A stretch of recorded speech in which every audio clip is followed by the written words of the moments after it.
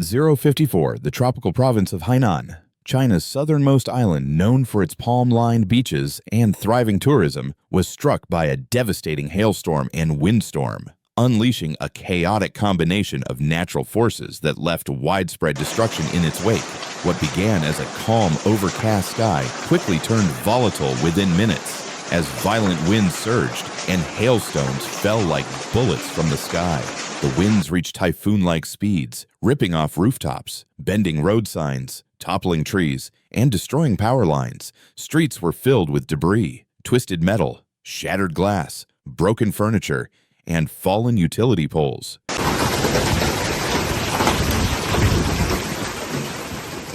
At 2:24, the terrifying roar of the storm echoed through homes and buildings, forcing residents to seek shelter and brace for the worst. Many compared the sound of the storm to a war zone, with windows rattling and objects slamming into walls.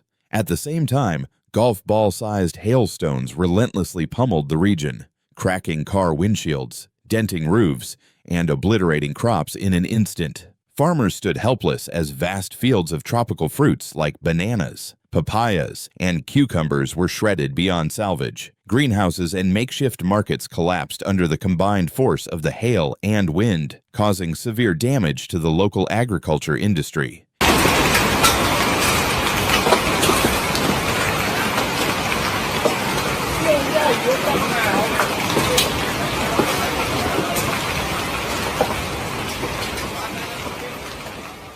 At 3:43, public transportation came to a halt. Ferry routes were suspended, and visibility dropped to near zero in some areas. Emergency teams scrambled to respond to reports of people trapped under collapsed roofs or stranded in homes without power or communication. Rescue efforts were complicated by blocked roads and fallen trees, making navigation through the terrain extremely dangerous. Authorities issued the highest level of weather warnings, advising all residents to stay indoors. Schools, government offices, and businesses were shut down. Public broadcast systems continuously issued warnings, urging people to stay away from windows and disconnect electrical devices.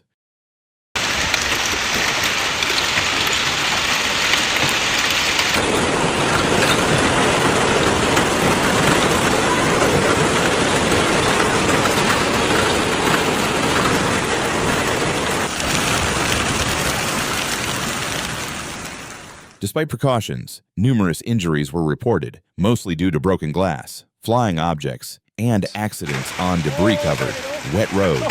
At 5:34, as night fell, the storm intensified. Lightning illuminated the sky, revealing scenes of devastation. While thunder cracked across the island, mobile towers were damaged in several districts, causing communication blackouts that added to the panic. 啲生意唔係咁做㗎，平啊！有時候啲嘢係冇，大家咁熟係冇。你阿媽喺呢啲生意係咁做㗎，唔係幾百蚊嘅問題。你要我幾百蚊，我俾你冇所謂係冇。Some areas experienced power outages lasting through the night, leaving families in darkness while the wind howled outside and hail continued battering their homes. The aftermath was staggering. Piles of hail blocked drains, causing minor flash floods in low-lying areas. Fallen trees blocked major roads, and entire markets were reduced to rubble. Cleanup crews worked around the clock, but their efforts were hindered by continued gusts and dangerous debris. Many families were evacuated to temporary shelters where emergency supplies of food and water were distributed. Local and national disaster response teams acted swiftly, deploying police, firefighters, and soldiers to provide aid and restore critical services.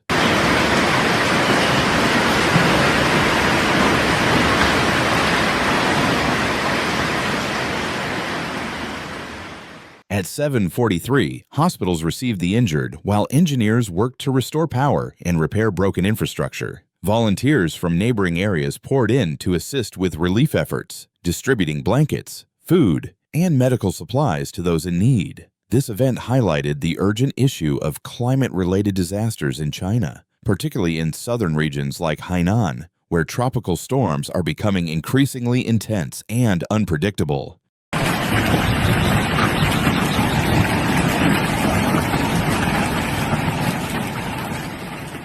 Experts warn that rising global temperatures are contributing to stronger hailstorms, higher wind speeds, and more volatile weather patterns across Asia, the economic toll is expected to be substantial, particularly in the agriculture and tourism sectors. However, beyond the material losses, there is a deeper wound, one of trauma and shock, felt by communities that were suddenly thrown into a nightmare by the wrath of nature.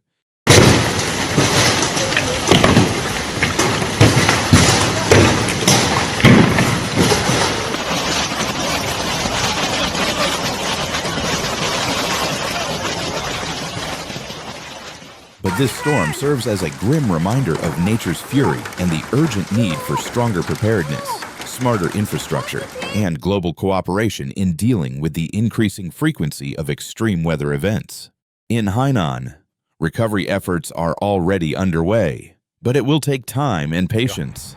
The people here, despite facing tremendous difficulties, remain resilient, determined to overcome the challenge. The government and the community are working tirelessly to rebuild what was lost and improve the warning systems and preparedness for future storms. Yet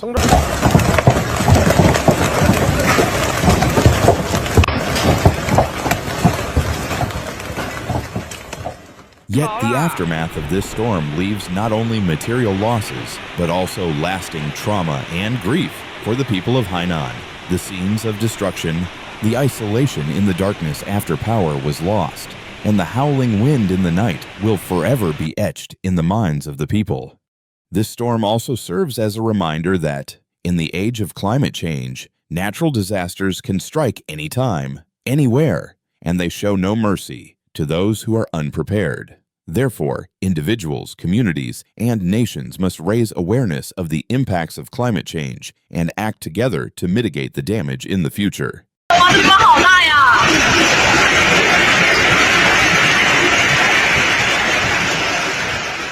Hainan, with all the devastation it has endured, will slowly recover, but the lesson learned from this storm will live on in the hearts of the people, a lesson of resilience, unity, and the strength of the community in the face of nature's harshest challenges. To receive real-time updates on natural disasters in China, extreme weather events, and raw footage from affected regions, don't forget to like, share, and subscribe to our channel. Your support helps us bring important stories to light when they matter the most.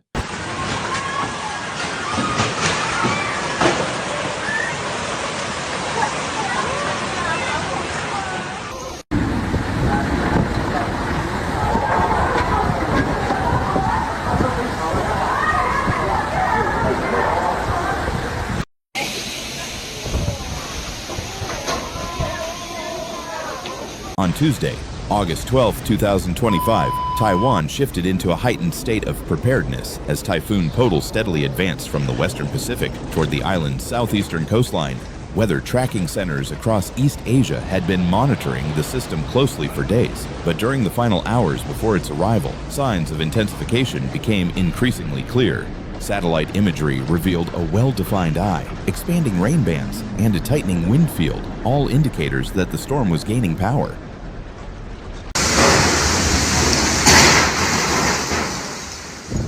By late afternoon, the Central Weather Administration placed the storm's center roughly 500 kilometers east-southeast of Taitung City, moving northwest at approximately 25 kilometers per hour, 15 knots per hour. Sustained winds were recorded at 126 kilometers, 78 miles per hour, while peak gusts reached 162 km, about 100 miles per hour.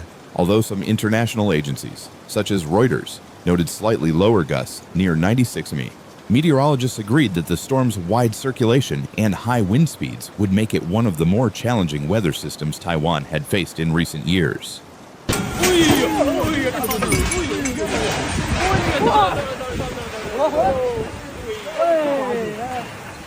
Anticipating the potential impact, Taiwan's government began implementing preemptive safety measures well before the typhoon's outer bands arrived. More than 5,500 residents were evacuated from areas with high vulnerability to flooding, landslides, and structural collapse. Hualien County, located on the east coast, carried out a particularly urgent evacuation of approximately 700 residents from a zone where a landslide earlier in the year had created a precarious natural dam. Authorities feared that Podol's heavy rains could destabilize the barrier, releasing a sudden wall of water downstream.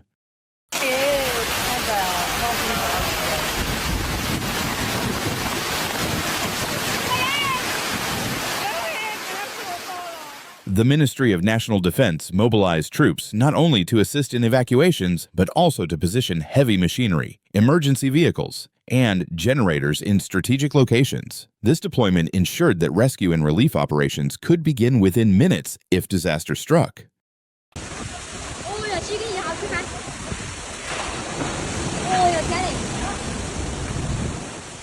The approach of Typhoon Podal immediately disrupted the island's transportation systems. Hundreds of domestic and international flights were canceled at Taiwan Taoyuan International Airport, as well as regional hubs across the island. Ferries linking the main island to its smaller offshore territories were suspended, and major ports along the southern and eastern coasts temporarily halted cargo and passenger operations.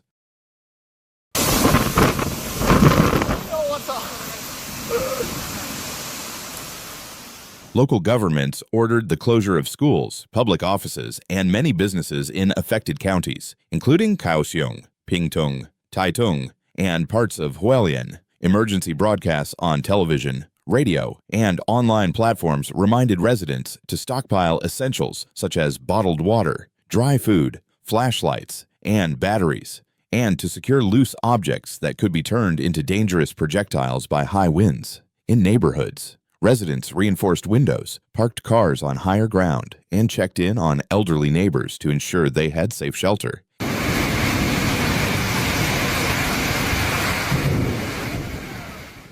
Meteorologists issued red-level rainfall alerts, warning that certain mountainous areas in southern Taiwan could receive up to 600 millimeters, nearly 2 feet, of rain in just a few days. Because earlier summer storms had already saturated the soil, the risk of landslides, debris flows, and flash flooding was alarmingly high. Authorities also cautioned that coastal areas could face large waves, storm surges, and hazardous currents, urging fishermen and coastal residents to take extreme precautions. In low-lying districts, emergency shelters were opened, and inflatable rescue boats were placed on standby.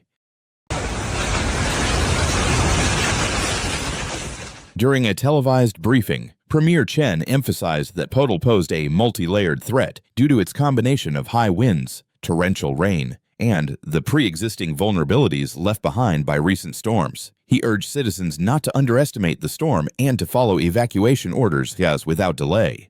Experts also reminded the public that even after the typhoon moved away, post-storm hazards such as unstable slopes and swollen rivers could remain dangerous for several days.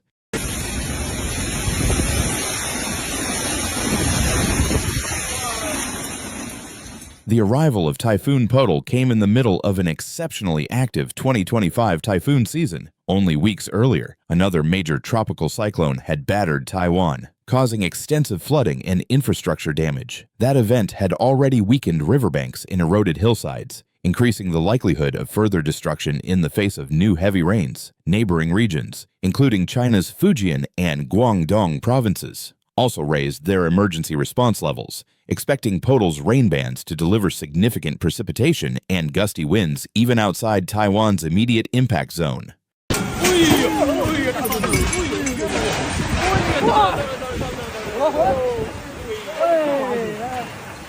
Forecasts suggested that Podal's closest approach to Taiwan's southeastern coastline would occur on Wednesday, August 13th. However, meteorologists stressed that its effects would be felt well beyond the landfall area. The storm's broad structure meant that dangerous winds, rain, and rough seas could extend hundreds of kilometers from its center, affecting nearly the entire island. Authorities warned communities not to let their guard down prematurely, as flooding, landslides, and infrastructure collapse often occur after the heaviest rains have passed.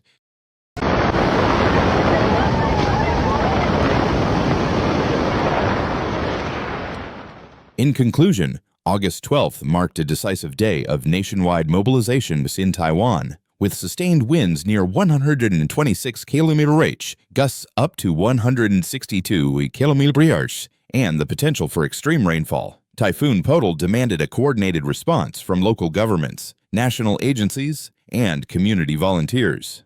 Taiwan's experience with past typhoons had shown that while storms cannot be stopped, thorough preparation and public cooperation remain the country's strongest tools for protecting lives and reducing damage. Natural disasters are real, sudden, and devastating. From earthquakes to floods and wildfires, staying informed can save lives. Subscribe now to follow breaking updates, real disaster footage. Let's raise the awareness and take action for a safer future. Don't wait until it's too late. Be aware, be ready, and be safe.